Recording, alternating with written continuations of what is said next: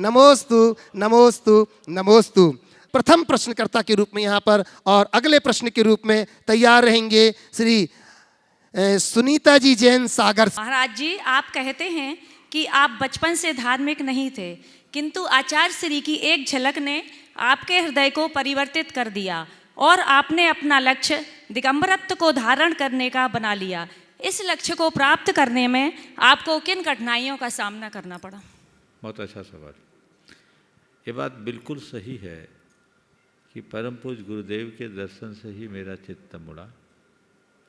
मेरे अंदर वैसी धार्मिक भावना कतई नहीं थी, लेकिन गुरुदेव के चुंबकीय व्यक्तित्व ने मुझे भीतर तक हिला दिया, झकझोर दिया, या यूँ कहूँ मुझे जगाकर रूपांतरित कर दिया। जहाँ तक ब्रह्मचारी अवस्था से लेकर मुनि दीक्षा को अंगीकार करने तक का सवाल है, आपने पूछा कौन सी कठिनाइयों का सामना करना पड़ा। मैं आज आपको एक रहस्य बताता हूँ। मैं क्षुल्लक अवस्था में था, पता नहीं एक कोई दुर्बलता मेरे मन में घुस गई जो मुझे बहुत परेशान करती थी, और मुझे ऐसा लगता था कि मैं मुनि नहीं बन पाऊंगा। करीब 2-2.5 महीने तक ये मुझे परेशान करते रही। मन में ऐसा आता रहा कि मैं मुनि नहीं बन पाऊंगा, मुझे क्षुल्लक ही रहना पड़ेगा। मन में बैठ गई। एक दिन वो बात मैंने गुरुदेव से जाकर के कही, गुरुदेव 2-2.5 माह हो गए हैं, बार बार एक ही बात लगती है कि मैं मुनि नहीं बन पाऊंगा, मैं मुनि नहीं बन पाऊंगा, और मुनि नहीं बनूंगा तो फिर मेरा क्या होगा। उन्होंने मेरे सिर पर हाथ रखा और कल से बिल्कुल तख्त के बाजू में सोना। सोता तो उनके ही पास था, थोड़ा दूर सोता था। बोला आज से, कल से नहीं, आज से तख्त के बाजू में सोना। पपूरा जी की बात है। और मैंने बस क्या है उनके ही बाजू में चटाई बिछा के सोने लगा। उस दिन से वो दुर्बलता कहाँ गई पता नहीं, और गुरु की कृपा ऐसी बरसी कि आ गई। तो और मुझे कोई कठिनाई का एहसास नहीं हुआ।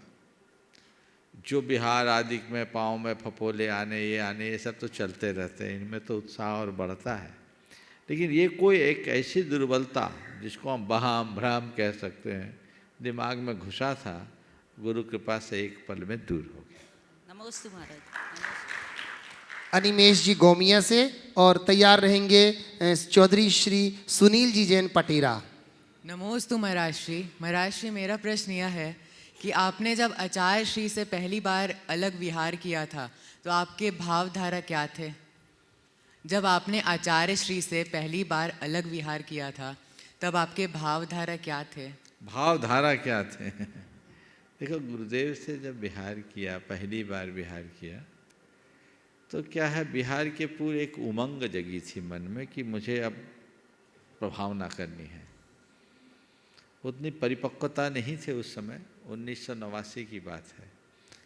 हम थे, समता सागर जी महाराज, हम लोगों ने आपस में विमर्श किया और कहा गुरु जी से निवेदन करो, अगर हम लोगों को आशीर्वाद मिल जाए तो उनकी आज्ञा से हम लोग बाहर जाके प्रभावना कर सकते हैं। एक आध बार करके आए, एक आध चौमासा करके आए। वो निवेदन हम लोगों ने किया। 2-3 दफ़े तो उनने, 2 बार तो उनने मना कर दिया, तीसरी बार में उन्होंने हाँ कह दिया। तो हाँ कह दिया तो एक प्रकार से खुशी हुई कि अब हम लोगों को बाहर जाने का मौका मिल रहा है। और गुरुजी ने जब आशीर्वाद दिया बिहार का, तो बस एक ही भाव प्रकट करके आया था, गुरुदेव ऐसा आशीर्वाद दो कि आपकी आशा और अपेक्षाओं में खरा उतरूं। अब पहला चातुर्मास पिंडरई में हुआ था और तब से उनका आशीर्वाद बरस रहा है। समझ? नमोस्तु गुरुदेव। चौधरी सुनील जी पटेरा और इसी के साथ तैयार रहेंगे दिव्यानी जैन इंदौर से। हे गुरुवर, आचार्य श्री की तपोस्थली कुंडल पटेरा से मैं व मेरे परिवार का त्रिवार नमोस्तु नमोस्तु नमोस्तु। हे गुरुवर, आप अपने इस दिव्य और अलौकिक ज्ञान का श्रेय किसे देते हैं? आपको बचपन में प्राप्त शिक्षा व संस्कारों को, या आपके तप त्याग संयम की आराधना को, या यह संपूर्ण रचना आचार्य भगवान के मंगल आशीर्वाद से संरक्षित है, उसे कृपया प्रकाश डालें। नमोस्तु भगवान। देखो, मैं तो तीसरे विकल्प को ही बल दूंगा, समझ गए? मैं जो कुछ हूँ उनके ही कृपा से। आगे बढ़ो। दिव्यानी नमोस्तु जैन, इंदौर से। नमोस्तु महाराज श्री। महाराज श्री, जब आपने घर छोड़ने का डिसीजन लिया तो इस पर आपके परिवार का इजीली एक्सेप्ट कर लिया था उन्होंने, या उनका कुछ और रिएक्शन था? कौन इजीली एक्सेप्ट करता है? पर मेरे साथ एक बहुत अच्छा संयोग बना। जब मैं गुरु शरण में आया तो झारखंड से बहुत दूर था, मैं छत्तीसगढ़ में था, दुर्ग में रहता था, और राजनाथ गांव में गुरु चरणों में आने का योग मिला। अपने आप को पक्का तो हमने बना लिया था। जिस दिन संघ में आए थे, गुरुदेव ने कहा था, सोच लो कहीं ऐसा ना हो कि मैं तुम्हें संघ में रख लूं और तुम्हारे घर वाले तुम्हें उठा के ले जाए। मैंने कहा, बहुत कुछ सोचने समझने के बाद आप तक आया हूँ, और मुझे पूरा विश्वास है उनकी हर चेष्टा औपचारिकता मात्र सिद्ध होगी। ये शब्द उस समय के थे मेरे। संघ में प्रवेश मिल गया। ये लोग इधर से पहुँचे, आचार्य महाराज से जाके निवेदन किया, आपने कैसे रख लिया बिना पूछे ताछे? तो उन्होंने कहा, मैंने कहाँ रखा, जाता है तो ले जाओ। अब हमसे आके कहा जाने लगा कि आपको तो आचार्य ने रखा नहीं है, आप चलो। और उस समय मेरी उम्र 18 वर्ष पूरी नहीं हुई थी, 3 महीना बाकी थे। तो मुझ पर बहुत तरह से दबाव डाला गया, और कहते कहते कह गया, you are immatured, I will case against you. ये शब्द थे कि तुम्हें क्या हक है अपने जीवन के बारे में निर्णय लेने का। तो मैंने कहा, ठीक है, आप चाहे जैसा कर सकते हैं, लेकिन मैं समझता हूं कि एक बाप अपने बेटे पर केस करता है तो मेरा निर्णय ठीक है। ये मेरे शब्द थे। ये गोंदिया का संवाद है। संघ में आने के बाद तब तक हम गोंदिया पहुंच गए थे। फिर उन लोगों भी लगा कि ये कच्चा घड़ा नहीं है, हिलने वाला नहीं है। अंततः सरेंडर हुए और गुरु चरणों में समर्पित होकर, समर्पित करके गए, और ये कहा कि आप जहाँ जा रहे हो उसी रास्ते में आगे बढ़ना, लौट कर घर आओगे तो दरवाज़ा बंद मिलेगा। समय की बात है। हर माँ बाप अपनी संतान को आगे बढ़ने की कहाँ कौन सरलता से चाहते। तीर्थंकर भी जाते तो उनके माँ बाप की आंखों में आंसू आते, और रोकना भी चाहिए, इससे उनके वैराग्य की परीक्षा होती है। पता लग जाता है कहीं भावुकता में तो नहीं है। कई बार भावुक आवेग में लोग निर्णय ले लेते, बाद में पीछे आना पड़ता है। हम समझते हैं मुझे बहुत नापा तोला गया है, और मेरा यह सौभाग्य है कि मैं हर कसौटी पर खरा उतरा। आगे। नमोस्तु महाराज जी। जैन अभिसी भंडारी, जयपुर से। नमोस्तु महाराज जी। महाराज जी, आपने अपने विद्यार्थी जीवन में कैसे टाइम मैनेजमेंट किया और कैसे अध्ययन किया कि आपका ज्ञान कोश अभी भी इतना गहरा है? और महाराज जी, क्या आपको दोनों तीनों भैया जी में अपना अतीत और भविष्य दिखता है? देखो, बहुत अलग सवाल किया। पहला सवाल है विद्यार्थी जीवन के टाइम मैनेजमेंट का। मैं बताऊं, विद्यार्थी जीवन में मैं ज़्यादा पढ़ता ही नहीं था, पर पीछे कभी नहीं रहता था। जितना पढ़ाया जाता था, कुछ ऐसी कृपा रही है मुझ पर, एक बार क्लास में पढ़ लिया तो दोबारा पलटने की ज़रूरत नहीं पड़ती थी। ट्यूशन में भी जो बात पढ़ा दी गई, दोबारा पढ़ने की ज़रूरत नहीं। एग्ज़ाम के टाइम में 2 महीना 2.5 महीना ज़रूर जम के पढ़ते थे, और एक एवरेज मार्क्स ही आते थे। मैं बहुत मेरिट वाला नहीं था, लेकिन जो पढ़ता था वो अवधारित करता था। बचपना ही था, छोटापन था। उस उम्र में, उस युग में एक सामान्य बच्चा जैसा होता है वैसा मैं था, कोई एक्स्ट्रा ऑर्डिनरी नहीं था। और जो है वो आज आप सबके सामने। मैं ये मानता हूँ कि प्रतिभा गुरु कृपा से और अधिक निखरती है। स्कूल में भी मैं जब पढ़ता था तो कोई भी सवाल पूछा जाता था तो सबसे पहले मेरा हाथ उठता था और मुझसे सबसे अंत में पूछा जाता था जब कोई उत्तर नहीं देता था। जितना पढ़ता था वो बहुत ध्यान से पढ़ता था, तो मुझे वो बातें समझने में कठिनाई नहीं आती थी। जब मैं 5वीं क्लास में था, जैन मिडिल में पढ़ता था, तो उस दिन गणित के शिक्षक एब्सेंट थे। हेडमास्टर साहब आए हुए थे। तो एक सवाल किसी बच्चे ने पूछा, वो उसको ब्लैक बोर्ड में सॉल्व कर रहे थे। अब गणित हेडमास्टर को तो 100 काम होते हैं, ऐसे भी वो मैथमेटिक्स के टीचर थे नहीं, सहायक शिक्षक के रूप में आए थे। कुछ कैलकुलेशन में कमी रह गई, जो कुछ हो गई, वो आंसर उनका सही नहीं आ रहा था और मैं अपनी कॉपी में बना रहा था। मेरा आंसर सही आ गया। मैंने कहा सर ये मेरा आंसर आया। उनने देखा और देख करके मेरी पीठ ठोकी, बहुत शाबाशी दी। उनका नाम था बलदेव प्रसाद, बलदेव बाबू थे। मेरी बड़ी शाबाशी दी और मुझसे कहा कि तुम ब्लैक बोर्ड में बना के बताओ। तो ये प्रोत्साहन जब मिलता है तो कोई भी व्यक्ति आगे बढ़ता है। उनका जीवन बहुत महान था। उसकी जगह दूसरे होते कि तुम हमको सिखाने आया, 4 और सुना देते हैं, लेकिन ये चीज़ें होती है। तो पहली बात तो ये है कि पढ़ने की रुचि रहती थी, मैं पढ़ता था, बहुत ज़्यादा नहीं पढ़ता था, पर जितना पढ़ता था अच्छे से पढ़ता था। और मेरा मानना है ज्ञान की वृद्धि के लिए बहुत ज़्यादा पढ़ाकू होना जरूरी नहीं है। ज्ञान की वृद्धि के लिए लगन आवश्यक है। मेरे सामने जो दिन भर किताबें पढ़ते रहते थे, रटते रहते थे, आज फिसड्डी हैं। लेकिन जिनकी लगन होती है वो बहुत आगे बढ़ते हैं। रहा सवाल ब्रह्मचारियों में, अतीत और भविष्य।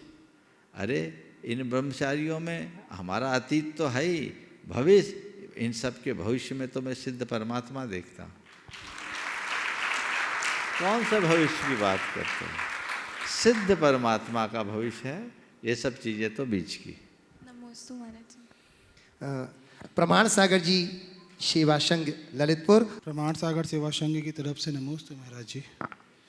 जैसे हम सभी युवा आज मिलजुल कर धर्म के कार्य में आगे आते हैं, क्या आप भी अपनी युवा उम्र में ऐसे ही मिलजुल कर कार्यों में कभी आगे आए थे? और दीक्षा के बाद उन कार्यों का कुछ अविस्मरणीय पल आपको याद हो तो अरे युवा होने के पहले ही तो हम गुरु शरण में आ गए। खेलते खेलते तो आ गए। मेरा ऐसा कोई अनुभव नहीं है कि मैंने कोई सामाजिक काम किया या कोई सेवा का कार्य किया है।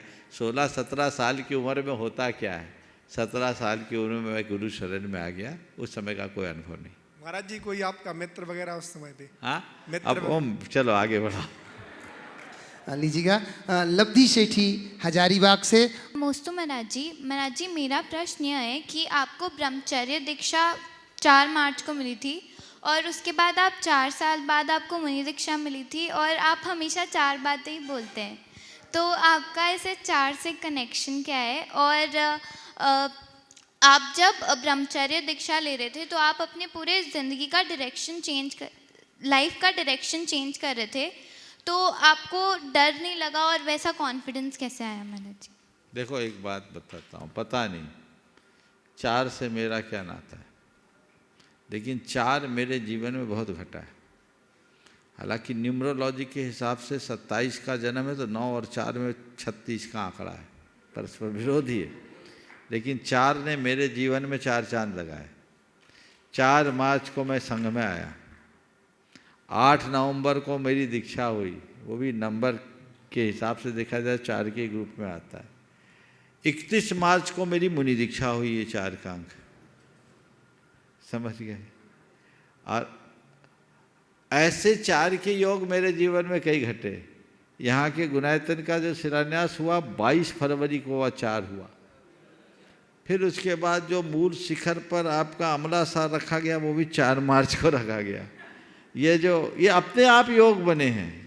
तो 4 4 4 और 4 बातें भी आ रही है, मुझे नहीं मालूम क्या है, पर 4 है। मैं तो मेरा लक्ष्य भी 4 है, 4 आराधना करके अपने जीवन को आगे बढ़ाने का, इसके अलावा और कुछ नहीं। समझ गया?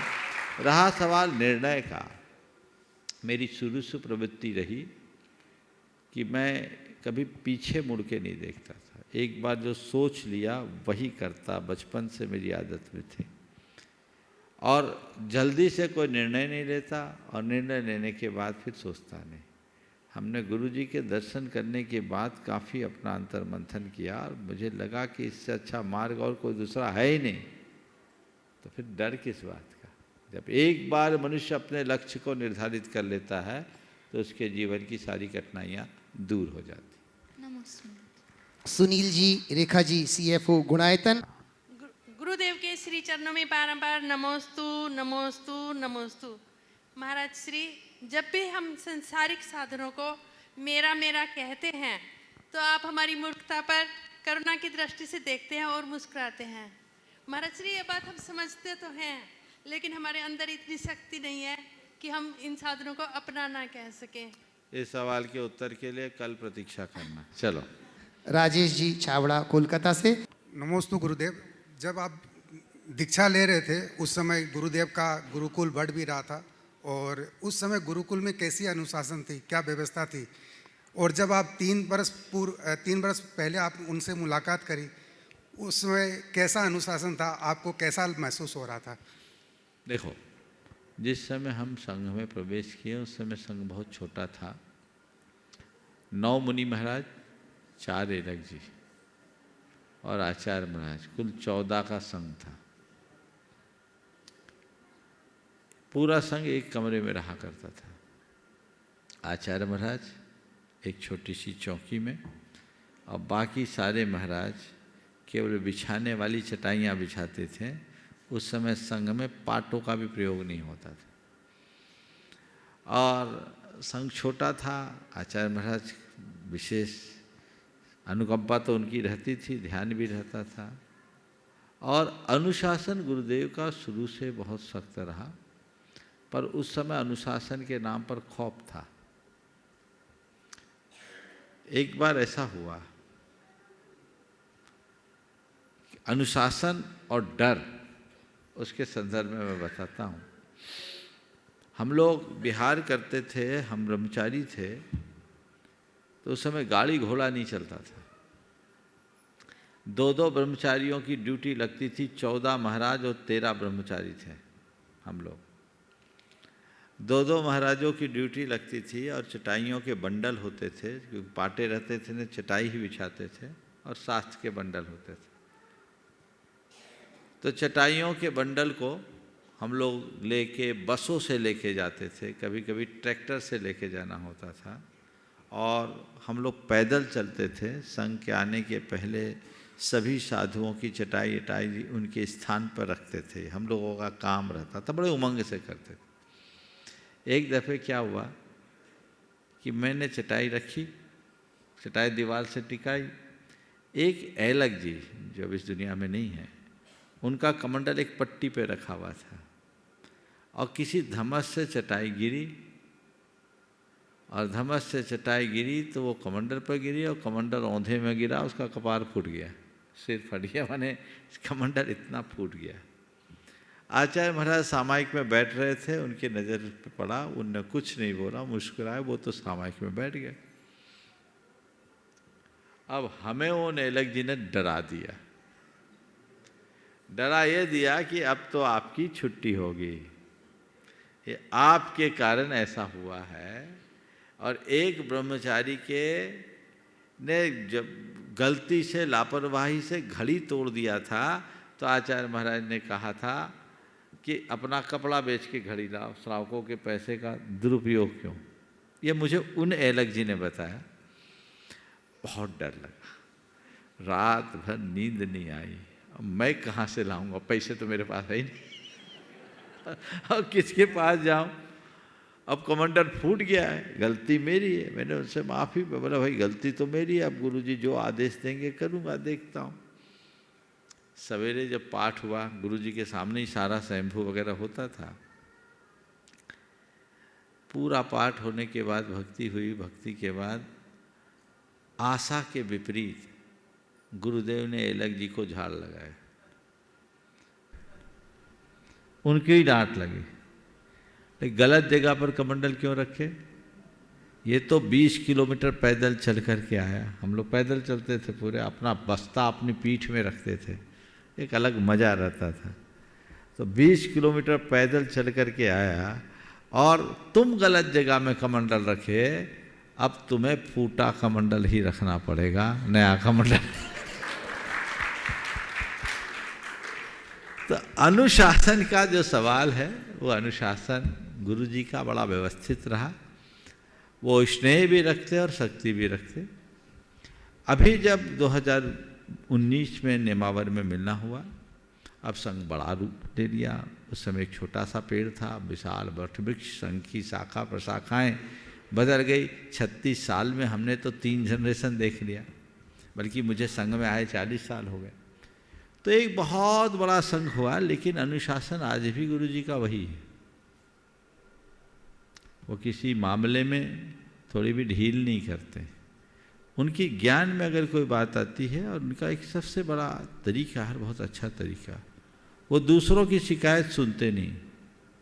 कहते अपनी बात करो, अपनी आलोचना करो, प्रायश्चित लो, आगे बढ़ो। संघ है, संघ की व्यवस्थाएं हैं।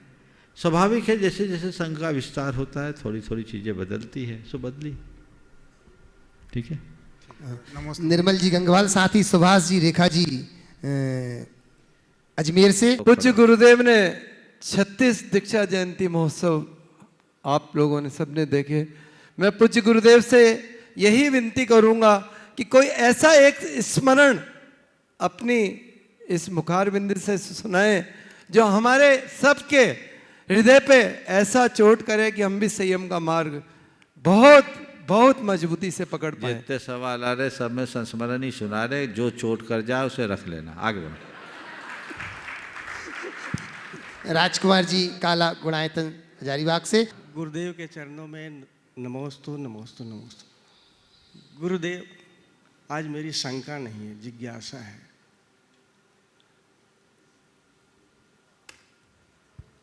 बोलो। आपके चेहरे के निश्चल सौम्य मुस्कुराहट का राज क्या? आपको गुस्सा नहीं आता? आपको तनाव नहीं होता? दूसरा, जैसा सुनने में, जानने में जानता हूँ, आचार्य श्री की नज़रें हर समय झुकी झुकी रहती। आपका प्रथम संवाद आचार्य श्री के साथ कब हुआ और कहाँ हुआ? देखिए, आपका जो सवाल है, आपको गुस्सा नहीं आता, झुंझलाहट नहीं आती। क्यों नहीं आता? आता है।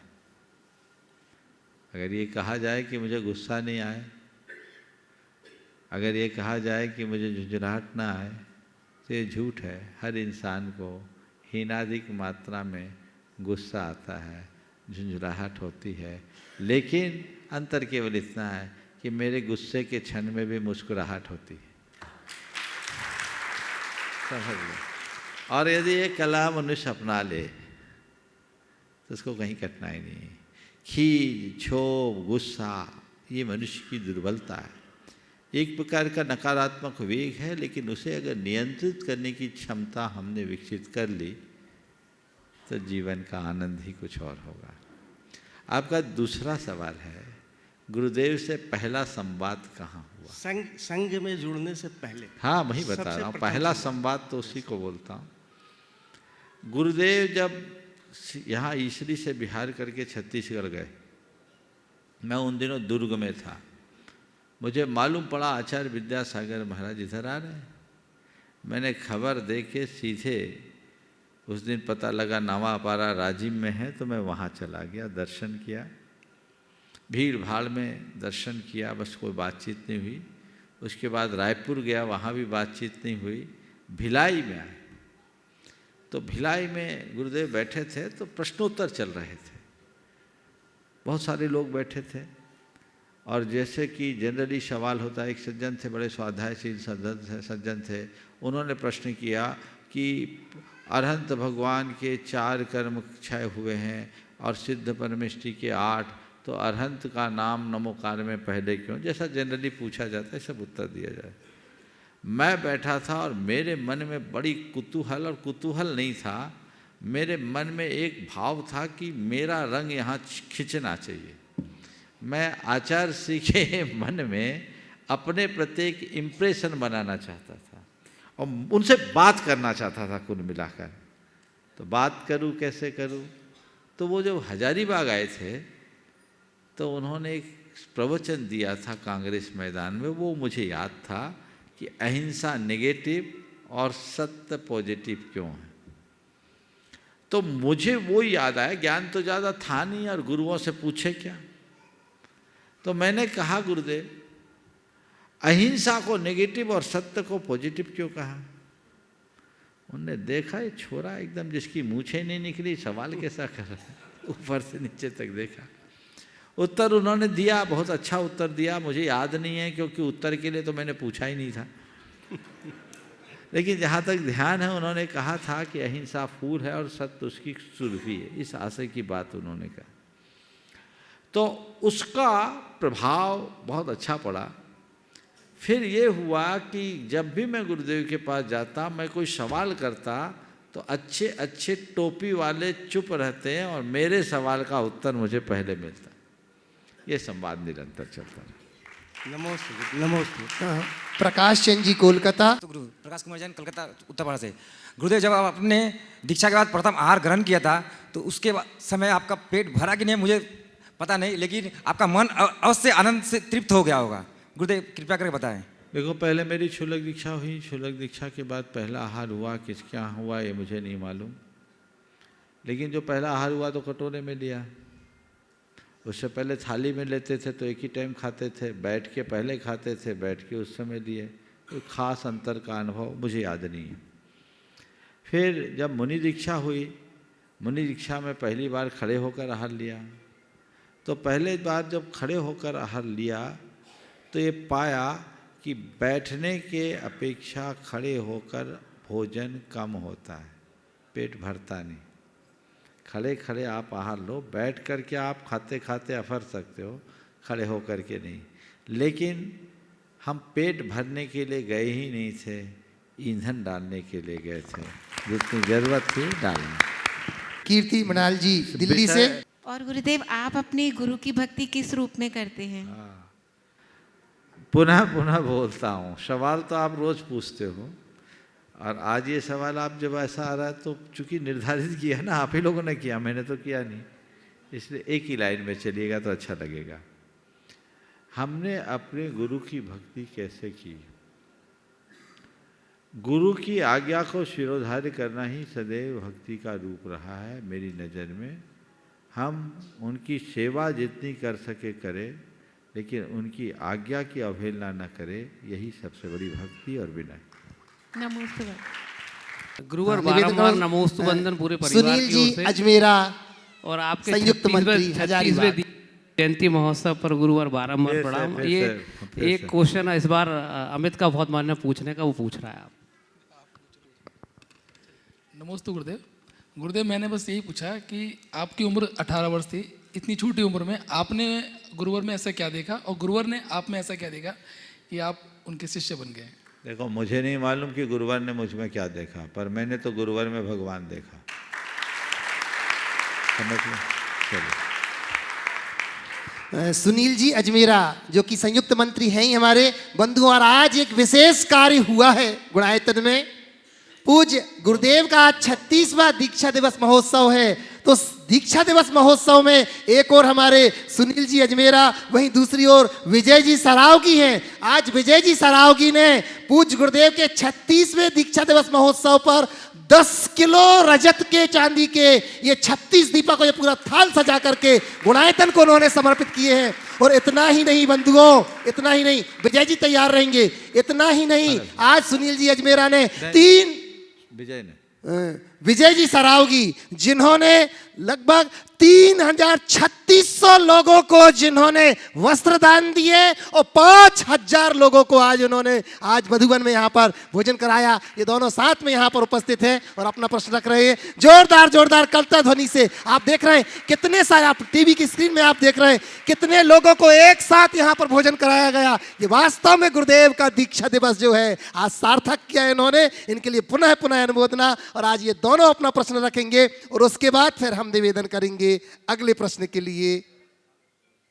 और जो भोजन व्यवस्था जो यहाँ पर 3,000 लोगों को कराई गई, जिसके लिए हमारे संयुक्त मंत्री सुनील जी अजमेरा जो प्राणपण से उसमें समर्पित होकर के जिन्होंने यह कार्य किया है, को बहुत बहुत धन्यवाद। अपना प्रश्न रख रहे हैं। गुरुदेव के चरणों में दिगंबर जैन पंचायत हजारीबाग का नमोस्तु नमोस्तु नमोस्तु। गुरु जी, आपका जन्म हजारीबाग में हुआ और हमारे छोटे भाई आपके मित्र भी रहे, आपके साथ शिक्षा भी ली। और जब तक आप हजारीबाग में रहे तब तक मेरे को कभी भी सपने में भी नहीं लगता था कि आप साधु महात्मा के पीछे चलेंगे या आगे बढ़ेंगे। जब आप दुर्ग के बाद हम लोगों को पता लगा कि महाराज जी आचार्य महाराज के पास रुक गए, तब भी हम लोग मन में हंसते थे कि वो वापस हजारीबाग आ जाएगा, ऐसा कुछ भी नहीं होगा। लेकिन गुरु जी, ऐसा कौन सा पुण्य था आपका और कैसे आपने ये डिसीजन लिया कि हम इतनी ऊंचाई तक पहुँचेंगे और इसी गुरु के माध्यम से पहुँचेंगे? तो कौन सा थर्मामीटर आपके पास उस टाइम भी था कि आप उससे नाप लिए कि ऊंचाई कहाँ तक जाएगी? मुझे कुछ नहीं पता, न ऐसा जोड़ लगाया न घटाव किया, न कोई गुना भाग लगाया। मैं इतना जानता हूँ, उत्तम भूमि में डाला गया उन्नत बीज बट वृक्ष का रूप लेता है। समझ गए? तो मुझे उत्तम भूमि मिली, बीज भीतर जो था वो प्रकट हुआ, आज बट का वृक्ष बना। हाँ, विजय सरावगी। विजय जी सरावगी और इसी के बाद तैयार रहेंगे लता जी गंगवाल, गुणायतन मंत्री। नमोस्तु गुरुदेव। मेरा मेरे परिवार की ओर से, समस्त कलकत्ता समाज की ओर से बारंबार नमोस्तु। गुरुदेव, सबके जीवन में उतार चढ़ाव आते हैं, आपके जीवन में भी आए होंगे। गुरुदेव, आज मैं एक ऐसा संस्मरण जानना चाहता हूँ कि आपके जीवन का ऐसा कोई डिफ़िकल्ट समय जिसको आपने फेस किया और जिससे हमको भी आज प्रेरणा मिल सके। देखो, सवाल बहुत अच्छा है और मुझे इसे बताने में कोई कठिनाई नहीं होगी। हर मनुष्य के जीवन में अनेक प्रकार का उतार चढ़ाव आता है और मैं समझता हूँ उतार चढ़ाव ही मनुष्य को मजबूत बनाता है। जैसा भी एक प्रश्न के उत्तर में मैंने कहा कि हमने गुरुदेव से आज्ञा लेके विहार किया था। हमारे साथ समता सागर जी महाराज के साथ हम थे। एक लंबे समय तक हम लोग चले, लगभग 16 वर्षों का साथ रहा। लेकिन बहुत लंबा साथ होने के बाद परिवर्तन की इच्छा हुई। गुरुदेव से बहुत निवेदन किया, उन्होंने परिवर्तन नहीं किया। गुरुचरणों में गया, मन परिवर्तन मांग रहा था। तो 2004 में रामटेक में गया, गुरुचरणों में मैंने निवेदन किया। तो गुरुदेव का रुख स्पष्ट था, क्योंकि हमने ही उनसे आज्ञा लेकर व्यवस्था की है। तो गुरुदेव एक बार जो व्यवस्था बनाते उसको बदलते नहीं। और इधर मुझे कठिनाई दिख रही थी। तो मैंने कहा, गुरुदेव आपको मैं बाध्य कर नहीं सकता, आपने मुझ पर जितनी कृपा की हो मेरे लिए कम नहीं है, लेकिन मेरे पास अब कोई रास्ता नहीं। तो उन्होंने मुझे उस घड़ी अकेले रहने का आशीर्वाद दिया, पूरे संघ में अकेला। और मैं संघ से अकेला निकल करके आया था।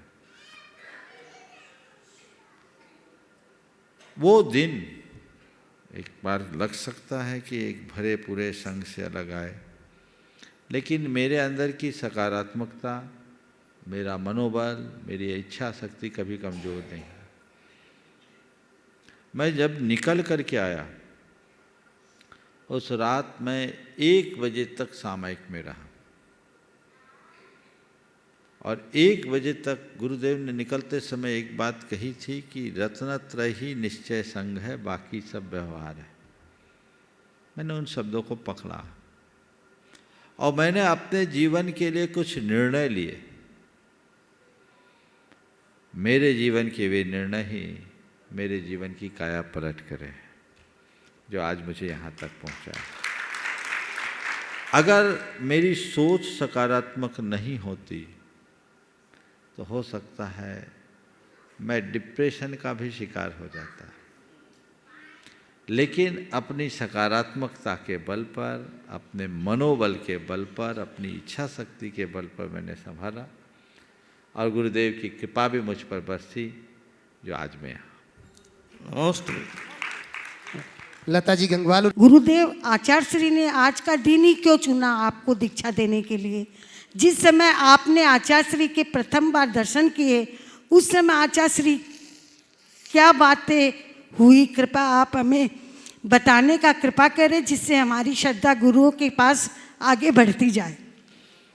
आचार्य श्री ने आज का ही दिन क्यों चुना, ये तो उनसे ही पूछना पड़ेगा।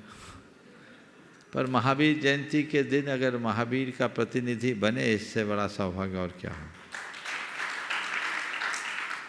गुरुदेव से जिस दिन मैंने संघ में समर्पित होने का भाव रखा तो उन्होंने 3 सवाल किए। क्या नाम है? पहले तो ऊपर से नीचे तक देखा, भेदती आंखों से देखा, वो स्कैन कर लेते हैं एकदम ऊपर से नीचे। क्या नाम है, कहाँ रहते हो, क्या पढ़ते हो? मैंने बता दिया। संघ में रहना चाहते हो? जी। सोच लो कहीं ऐसा ना हो कि मैं तुम्हें संघ में रखूं और संघ वाले घर वाले तुम्हारे घर वाले आकर तुम्हें ले जाए। तो मैंने कहा गुरुदेव बहुत सोच समझकर आपके चरणों में आया हूँ, मुझे पूरा विश्वास है उनकी हर चेष्टा औपचारिकता मात्र सिद्ध होगी। ये पहला संवाद था। चलिए। नमोस्तु महाराज। शैलेश जैन मधुबन से। पूज्य गुरुचरणों में बारंबार नमोस्तु। महाराज श्री, वर्तमान में आपका प्रवास मधुबन की तलहटी, शंभे शिखर की तलहटी मधुबन में है। क्या आपने जब गृहस्थ जीवन में शाश्वत तीर्थ शंभे शिखर की कभी वंदना की? यदि वंदना की तो उस वक्त आपका कैसा अनुभव था शंभे शिखर की यात्रा करने में? और वर्तमान में जब आप दीक्षा के बाद शंभे शिखर की वंदना करते हैं तो उस वक्त आपका अनुभव कैसा होता है? इन दोनों के बीच क्या फर्क है, ये जानना चाहता हूँ। देखो, बात बिल्कुल सही है। चूँकि इस भौतिक शरीर का जन्म पास में ही हुआ है तो शंभे शिखर आना तो कोई बड़ी बात नहीं, मैं आया हूँ। वंदना का मुझे स्मरण है, जब मैं 10th में था तब एक बार वंदना के लिए आया था। उन दिनों रात 11 साढ़े 11 बजे चढ़ जाते थे, अंधेरे में ही वंदना करते थे। दोस्तों के साथ आया था, अकल बिल्कुल नहीं थी, घूम घाम के चले आए थे और नीचे उतरते समय हम लोग थोड़ा जल्दी उतर गए थे। भाता घर वाले भाता घर तक नहीं पहुंच पाए थे। रास्ते में उनको पकड़कर केले के पत्ते में हम लोगों ने बूंदिया भुजिया खाया था, ये याद है। और बहुत जल्दी, छोटे थे, छोटे में तो फुदक फुदक कर वंदना होती है, तो उस वंदना को मैं वंदना नहीं कहूँगा। इसलिए मुनि बनने के बाद मेरी प्रबल इच्छा थी कि एक बार मुझे शंभे शिखर की वंदना करनी है। और आप लोगों को पता है, जब मैं यहाँ आया था 21 जनवरी 2005 को पहली बार शंभे शिखर आया और 22 जनवरी 2005 को हमारी शंभे शिखर की पहली वंदना हुई। बहुत लोग उस समय साथ थे। तो वंदना करते समय मन में एक ही भाव था कि प्रभु सिद्ध क्षेत्र में तो आ गया, सिद्ध लोक में आने का सौभाग्य मुझे प्राप्त है। अरुण जी श्रीमाल जयपुर से गुणायतन ट्रस्टी। नमोस्तु महाराज श्री। महाराज श्री, आजकल बड़ी कंपनियों में जब विपदा आती है तो उनके बड़े बड़े विश्वविद्यालयों से पढ़े मैनेजर्स भी सॉल्व नहीं कर पाते, पर जैन समाज में आई विपदाएं अब पल भर में सॉल्व कर सकते हैं। तो ये मैनेजमेंट स्किल्स आप में कैसे विकसित हुई और आप हम युवाओं को कुछ आदेश दें कि हम भी ये मैनेजमेंट स्किल्स अपने आप में कैसे विकसित करें? अरे हमारे तीर्थंकरों ने ही मैनेजमेंट का फंडा दिया है। ये मैनेजमेंट के लिए जो आज जो सिखाते वो मैनेजमेंट के फंडा थोड़ी सिखाते हैं। मैनेजमेंट का मतलब क्या? प्रबंध। और प्रबंध का आधार क्या है? व्यक्ति के अंदर की सकारात्मकता और आंतरिक अनुशासन। ये जहाँ होती है चीज़ें अपने आप मैनेज हो जाती। नमोस्तु महर्षि। प्रमोद जी सिंगापुर से। नमोस्तु गुरुदेव। नमोस्तु नमोस्तु गुरुदेव। जब आपको पता चला कि आपकी दीक्षा होने वाली है गुरुदेव से, कि आपको अभी दीक्षा मिलेगी, और उसके बाद दीक्षा होने तक, उस उपरांत जो समय रहता है, उस समय कैसी अनुभूति होती दीक्षार्थी को, और आपको कैसी अनुभूति हुई थी? देखो, हमारी जब पहली दीक्षा हुई क्षुल्लक